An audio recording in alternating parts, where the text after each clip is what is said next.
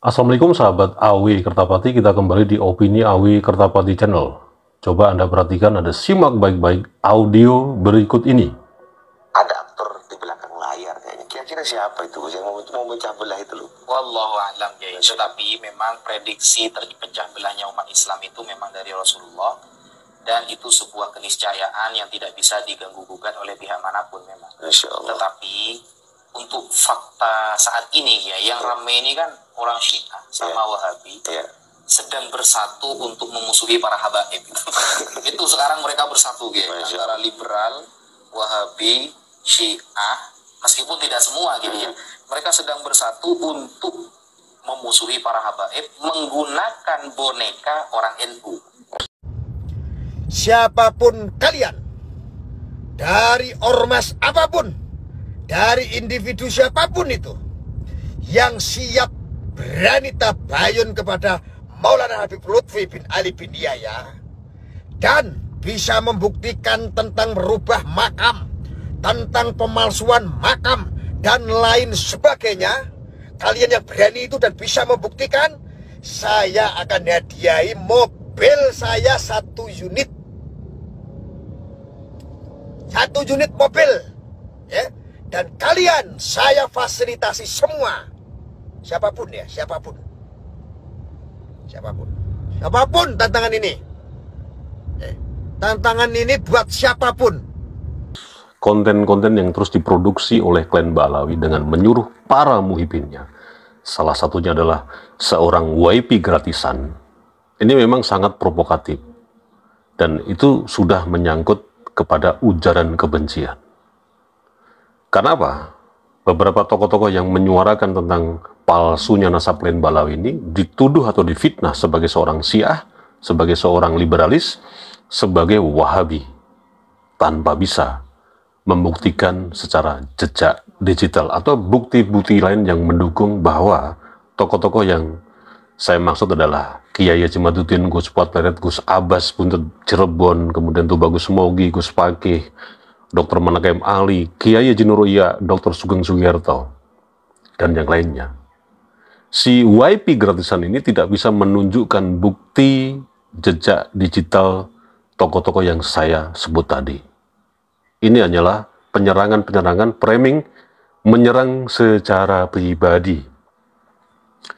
Dan ini saya bacakan juga satu analisa dari sahabat-sahabat yang seperjuangan melawan hegemoni klan Ba'alawi, terutama dalam konteks pemalsuan makam.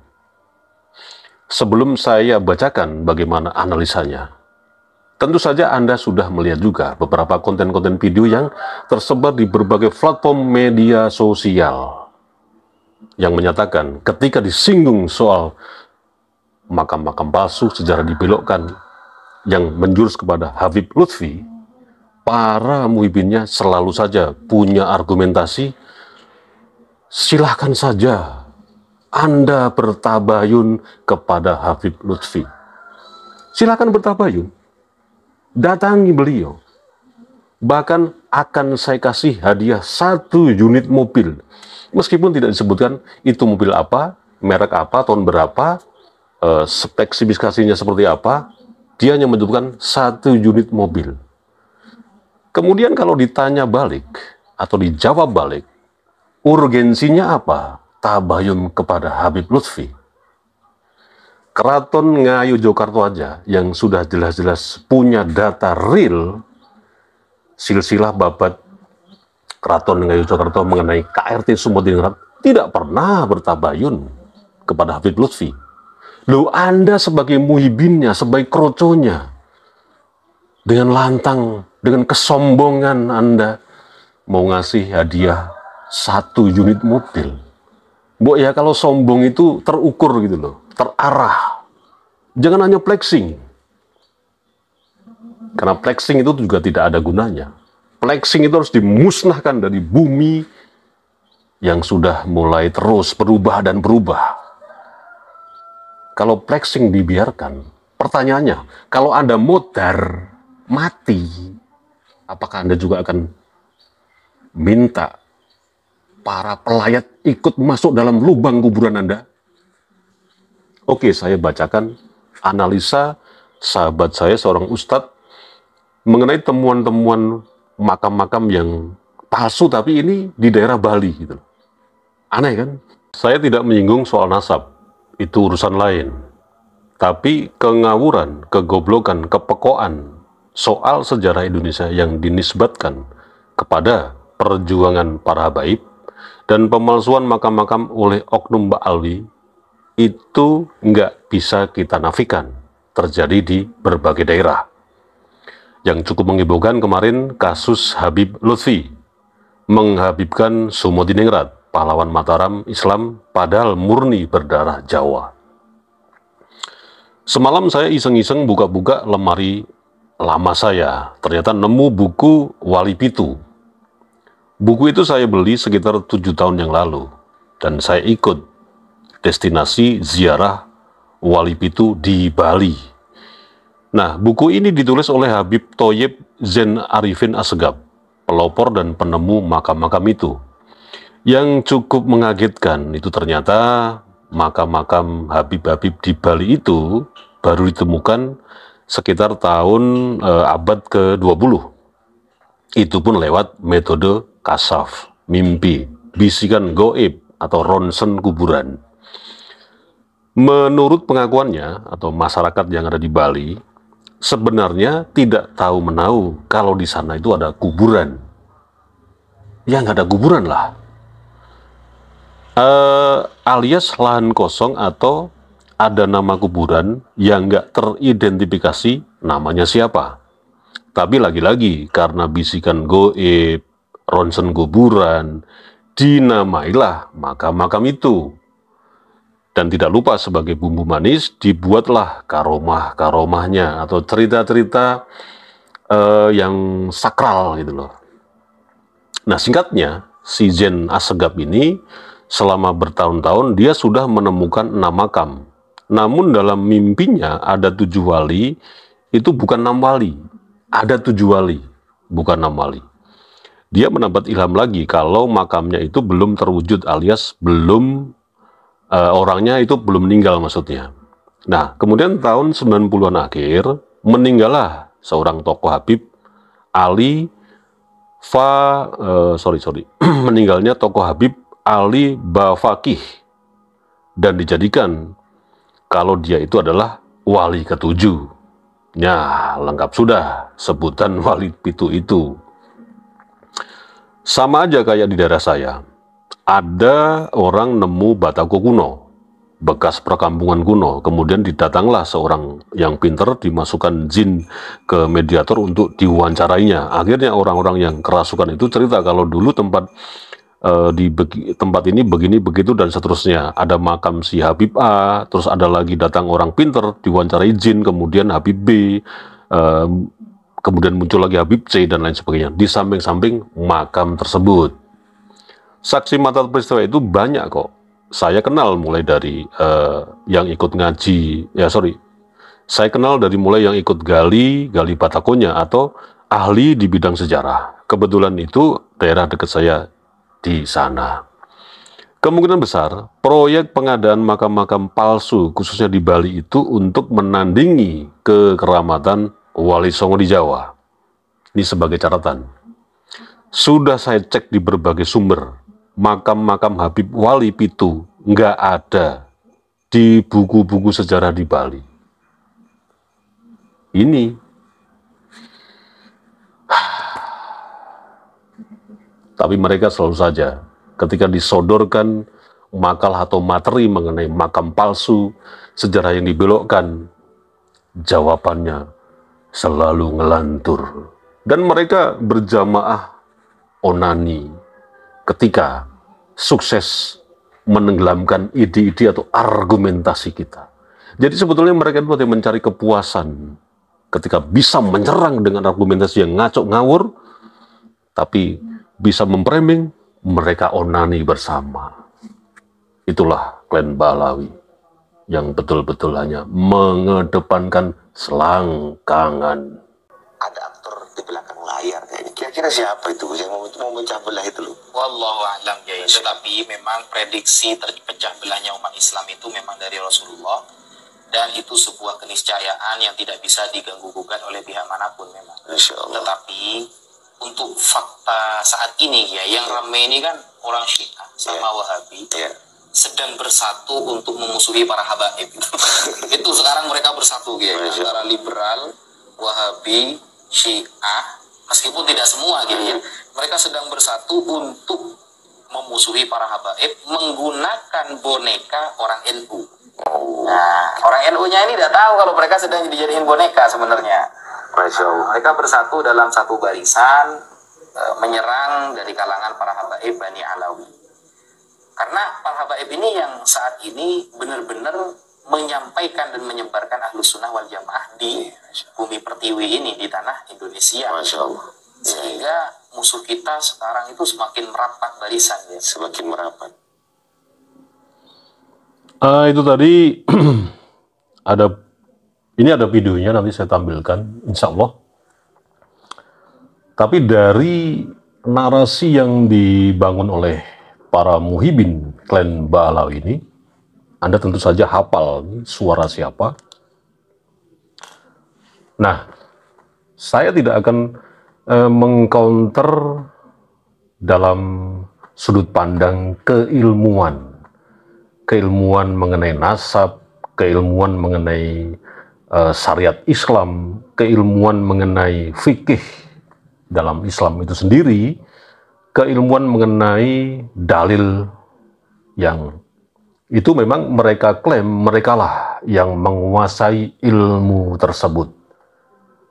Dan ada yang mengatakan bahwa dilarang keras berbicara soal nasab ini kalau Anda tidak punya ilmu, kalau Anda tidak pernah mondok, dan kalau Anda tidak bisa berbahasa Arab, apalagi Anda itu sholatnya nggak jelas, apalagi Anda tidak pernah khatam membaca Al-Quran. Kurang lebih kan seperti itu. Betapa sombongnya orang ini. Tapi ya sudahlah. Mereka yang sebetulnya kesombongannya nampak dari ucapan-ucapan itu, yang mengklaim bahwa dirinya itu paling ahli sunnah wal jamaah, paling NU, paling mengerti soal ilmu agama, dari mulai hadis, dari mulai dalil, dari mulai macam-macam lah. Ketika melihat orang yang hanya biasa-biasa saja, mungkin seperti saya dan mungkin sahabat-sahabat lain yang ikut bersuara mengenai kotornya nasab klan Ba'alawi dan terus melawan hegemoni klan Ba'alawi ini, dianggap sampah. Itu tadi, kesombongan. Anda boleh sombong dalam hal ini, ya. Tapi dari narasi yang Anda tadi sebutkan, menggunakan boneka NU, berarti orang-orang NU ini itu gampang dipelokotro, gampang dibeludui, gampang disetir dan lain sebagainya, untuk ikut yang mereka klaim sebagai membenci habaib. Kan begitu kurang lebih. Apalagi mereka terus mendengung-dengungan ini bahwa habaib ini sekarang lagi diserang oleh kelompok yang itu menjadi kelompok ekstrim garis keras di Indonesia ini. Wahabi, kelompok Syiah, liberal, dan lain sebagainya. Kalau memang benar, kami ini seorang Wahabi, kami ini seorang Syiah, kami ini seorang liberal, coba Anda sebut, buka jejak digital kami. Bukan saya, karena saya bukan siapa-siapa. Buka jejak digital Gus Fuad Pleret. Apakah Gus Fuad Pleret itu adalah seorang Syiah? Apakah Gus Fuad Pleret adalah seorang Wahabi? Apalagi seorang liberal? Buka lagi jejak digitalnya Kiai Haji Madudin. Apakah benar Kiai Haji Madudin seorang Syiah, seorang Wahabi, apalagi seorang liberal? banyak lagi yang lain. Dr. Manakem Ali, Dr. Sugeng Sugiarto, Kiai Nur Iya, dan lain sebagainya. Tolong buktikan dengan data bahwa tokoh-tokoh yang saya sebut tadi seorang Syiah, seorang liberal, seorang Wahabi. Anda sendiri juga nggak paham secara mendalam. Syiah itu seperti apa? Wahabi itu seperti apa? Karena Anda punya latar belakang jejak digital yang jelas-jelas selalu mengganggu agama orang lain, selalu mengganggu keyakinan agama orang lain, menyerang agama orang lain, yang ada mengklaim bahwa Anda yang paling benar. Ya kan? Jejak digital orang ini yang Anda tadi dengarkan audionya, itu bisa kita buka. Bagaimana dia dengan angkuhnya, dengan sombongnya, terus menyerang agama lain. Bahwa agama Islamlah yang paling mulia. Kalau itu menjadi subjektivitas Anda, janganlah dipertontonkan ke masyarakat. Nah, Pancasila, Bhinneka Tunggal Ika, yang itu menjadi dasar fundamental negeri ini, itu kan karena Nusantara ini dari berbagai macam suku, dari berbagai macam agama. Ya sebetulnya yang Syiah, yang Wahabi itu siapa gitu loh. Jangan membuat narasi-narasi yang itu hanya asumsi Anda pribadi gitu loh. Jadi sekali lagi, ya, Anda jangan ngomong sembarangan seperti itu. Seolah-olah Anda ini orang yang paling pinter gitu loh. Tapi Anda ini sombong sebetulnya. Sangat sombong sekali. Apalagi menuduh orang-orang di NU ini menjadi boneka. Bonekanya si Kiai Yimat kan? Bonekanya Gus Patbleret kan? Ngomong aja terus terang, jangan samar-samar begitu. Kalaupun itu salah, sekarang buktikan. Orang-orang yang Anda klaim membenci Habaib ini, orang Syiah, orang Wahabi, tolong buka jejak digitalnya. Baru Anda menyimpulkan. Jadi jangan ngomong asal ngomong seperti itu. Anda ini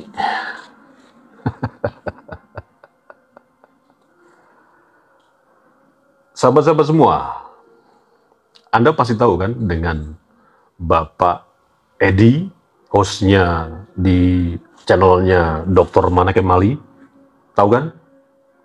Orang yang ngomong tadi itu pernah bergabung dengan Pak Edi, dengan Dr. Manakem Ali di Yayasan Mu'alaf. Dia itu pernah bergabung di sana. Bahkan difasilitasi ya, katakanlah di sini dikasih satu unit laptop. Gratis loh. Tapi karena ya itu tadi, sudah besar kepala, sombong, akhirnya keluar begitu aja dan dia meninggalkan itu. Fasilitas yang harusnya digunakan dengan sebaik-baiknya dibawa lari sama orang ini. Kalau pengen tahu gitu. Belum lagi yang lainnya. Ada seseorang yang mengatakan bahwa dia ini turunan PKI. Loh ada buktinya, bukan saya yang ngomong gitu loh. Jadi sekali lagi memang ini loh. Sekali lagi, memang klan Ba'alwi, ya, klan Ba'alwi ini mempunyai strategi. Kenapa dia nggak mau nongol sendiri? Kenapa untuk memerangi tokoh-tokoh ini yang terus bersuara, ya, bahkan ilmiah menyajikan beberapa kitab itu dianggap pun cuma numpuk sampah, nggak ada gunanya. Itu dikatakan seperti itu. Orang-orang ini diperangi oleh orang-orang seperti, ya itu tadi, suruhan klan Ba'alawi. Ya Anda bisa menyimpulkan strategi klan Ba'alawi bagaimana mempertahankan nasabnya, yang kita juga nggak tahu jelas motif yang utama untuk apa mereka hadir di negeri ini, yang sebenar-benarnya. Ini hanya memang, ya, Anda simpulkanlah politiknya seperti apa mereka ini. Jadi semangat orang-orang yang membela klan Ba'ala ini bukan semangat idealis, ya, bukan semangat mengedukasi masyarakat bahwa pengetahuan atau ilmu pengetahuan itu makin hari makin terus berkembang. Ilmu pengetahuan itu tidak ada yang abadi kecuali perubahan itu sendiri.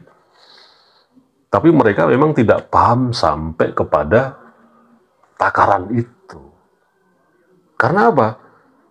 Ya utamanya dia sebetulnya ingin hidup makmur, ingin hidup kaya raya, tanpa harus susah bekerja, jualan agama. Intinya begitu aja kok. Kesimpulannya. Tidak ada yang lain. Berkontribusi.